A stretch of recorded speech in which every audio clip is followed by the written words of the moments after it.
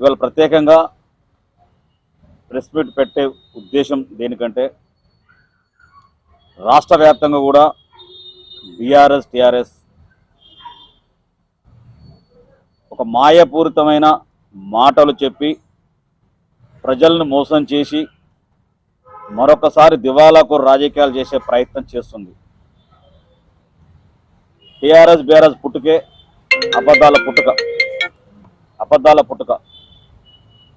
వాళ్ళ నాయకులు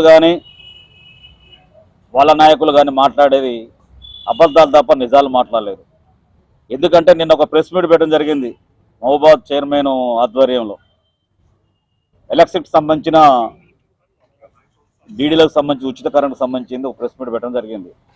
దాంట్లో ఏమని పేర్కొన్నారంటే వీళ్ళేదో అరువులకు విద్యుత్ మీటర్లు ఇవ్వాలని చెప్పి డిమాండ్ చేస్తూ ఒకటి పెట్టడం జరిగింది. అది దీని మీద మహబూబాద్ ఎమ్మెల్యే గారు మురళీనాయక్ గారు గృహజ్యోతి పథకం కింద వచ్చేదాని కింద 935 రూపాయలు చెల్లించాలి.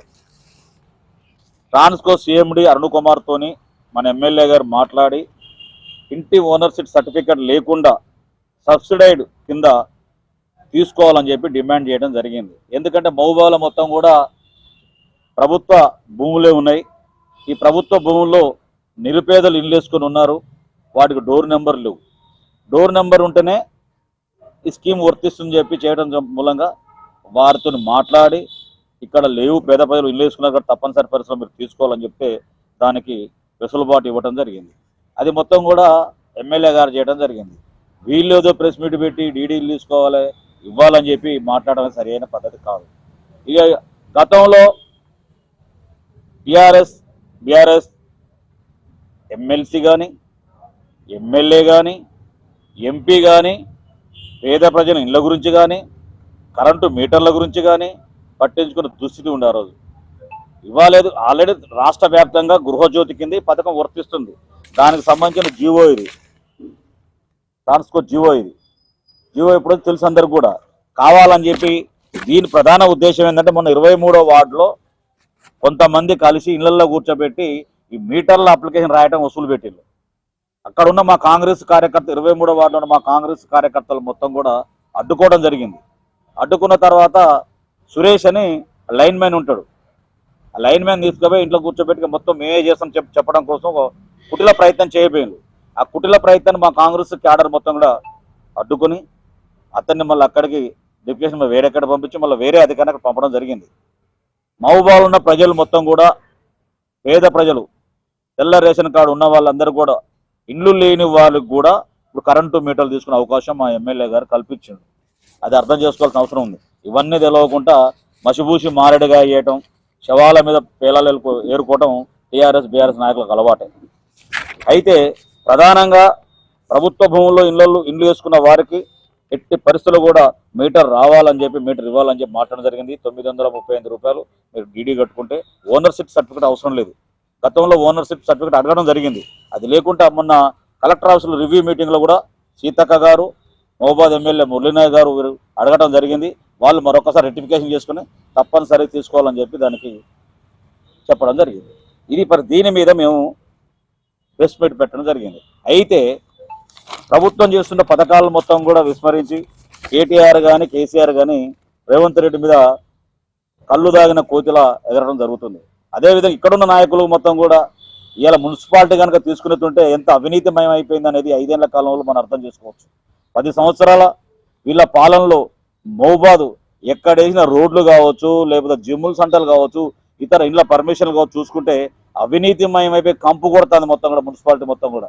మరి చైర్మన్ ఏం చేస్తున్నట్టు, మరి గతంలో ఉన్న ఎమ్మెల్యే ఏం చేసిండు, ఎంపీ ఏం చేసిండు, ఇది మనం ప్రశ్నించాల్సిన అవసరం మహబూబాద్ ప్రజలకు ఉన్నది. రాజు ఆరోగ్యశ్రీ కింద 5 లక్షల నుంచి 10 లక్షల రూపాయలు పెంచడం జరిగింది. అదేవిధంగా మహిళలకు ఉచిత బస్ సౌకర్యం సుమారు ఇప్పటి వరకు 88 కోట్ల మంది ప్రయాణం చేయడం జరిగింది. గృహలక్ష్మి కింద 500 రూపాయలు సిలిండర్ ఇవ్వడం జరిగింది. ఇవాళ మీటర్లు కూడా ఇస్తున్నాం. చెప్పిన మాట నిలబెట్టుకునేదే కాంగ్రెస్ ప్రభుత్వం. అదేవిధంగా రైతు భరోసా కింద, అదేవిధంగా మిగతా ఇందిరమ్మ నియోజకవర్గానికి 3,500 ఇళ్ళు, సుమారు 4,50,000 ఇళ్ళు ఇవ్వటం కోసం ఇవాళ కాంగ్రెస్ పార్టీ రేవంత్ రెడ్డి నాయకత్వాన సిద్ధమవుతుంది. అదేవిధంగా 22,22,000 మందికి సుమారు 17,860 కోట్ల రూపాయలు రైతు రుణమాఫీ చేయడం జరిగింది. మరి ఇవన్నీ అభివృద్ధి కార్యక్రమాలు కనిపించట్లేదా టీఆర్ఎస్ నాయకులకు అని చెప్పి మేము ప్రశ్నిస్తున్నాం. మీరు గనక మీ పద్ధతులు గనక మార్చుకోకపోతే లేనిపోని అబండాలు వేస్తూ లేనిపోని ఏదో మీరు క్రియేట్ చేస్తే మొత్తం కూర్చునేది లేదు. మీరు కావాలని చెప్పి మొత్తం కూడా మౌబాని విషపూరితమైన వాతావరణం చేసి ప్రభుత్వ భూములు ఆక్రమించుకొని మెడికల్ కాలేజ్ అనుకుని 80 ఎకరాల భూమి, సుమారు 80 ఎకరాల భూములు ఆక్రమించుకొని ఎక్కడ రియల్ ఎస్టేట్ చేసినా మొత్తం టీఆర్ఎస్ నాయకులు ఉన్నారు. మొత్తం కూడా అవన్నీ మొత్తం బయటకు వస్తున్నాయి. ఇవాళ 2 ఎకరాలు రియల్ ఎస్టేట్ చేస్తే దాని పక్కన 5 ఎకరాలు కలుపుకోవటం, ఇట్లా మీ బతుకు మొత్తం కూడా అవినీతిమయం అయిపోయింది. మొత్తం కూడా కేసీఆర్ గతంలో పురపాలక శాఖ మంత్రిగా వచ్చి 50 కోట్ల రూపాయలు శాంక్షన్ చేసిన డబ్బులు మొత్తం కూడా ల్యాప్స్ అయిపోయినాయి. అంటే మున్సిపాలిటీ తరఫున కానీ ఎమ్మెల్యే కానీ ఎంపీ కానీ మీరు ఎంత ఏ పార్టీ శ్రద్ధ తీసుకొని మీరు పనిచేసిన అర్థం చేసుకోవాల్సిన అవసరం మహబూబాద్ ప్రజలకు ఉంది.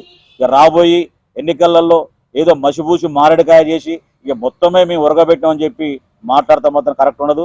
రేపటి నుంచి మేము ఖచ్చితంగా కాంగ్రెస్ శ్రేణులు కూడా ప్రతి వార్డులో కూడా మీరు చేసిన అవినీతిమైన కాంట్రాక్టులు కావచ్చు, లేకపోతే ఇతర పనులు కావచ్చు, ఇవాళ కనీసం దిక్కు దశ లేకుండా అయిపోయింది. శానిటరీ మొత్తం కూడా ఇంత వరదలు వచ్చి కూడా దిక్కు దశ లేని పరిస్థితులు శానిటరీ ఉంది.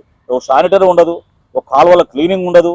ఇవాళ రాత్రినే ఈ వరద బాధితులు కూడా ప్రతి ఒక్కరు కూడా 10,000 రూపాయలు అకౌంట్లో పడటం జరిగింది.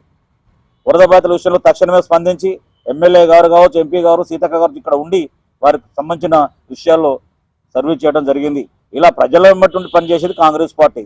కానీ ప్రజలను మోసం చేస్తూ మాయపూరిత మాటలు చెప్తూ మరొక్కసారి మీరు అధికారం రావాలని ప్రయత్నం చేసినా కానీ జాకీ పెట్టి లేపినా కూడా టీఆర్ఎస్ బీఆర్ఎస్ పార్టీ లేవదు. ప్రజలకు తగిన బుద్ధి చెప్పారు.